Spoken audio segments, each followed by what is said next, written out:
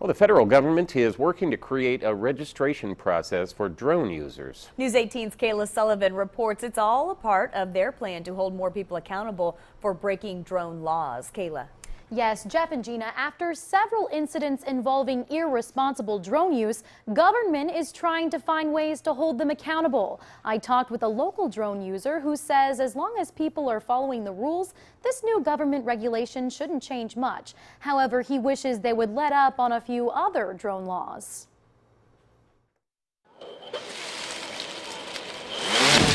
Flying his drone around the city is one of Bob Young's favorite hobbies.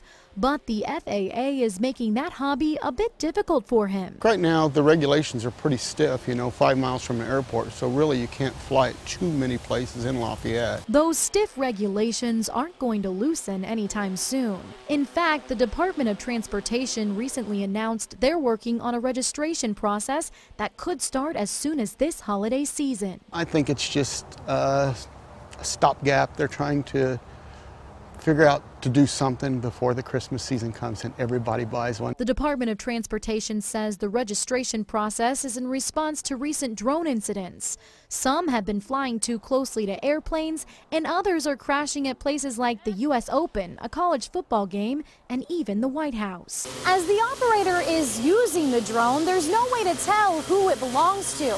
But if they crash it and they're registered, that's how you can tell. But Young says crashing your drone is pretty hard to do. They will actually land themselves if you get into a situation like that.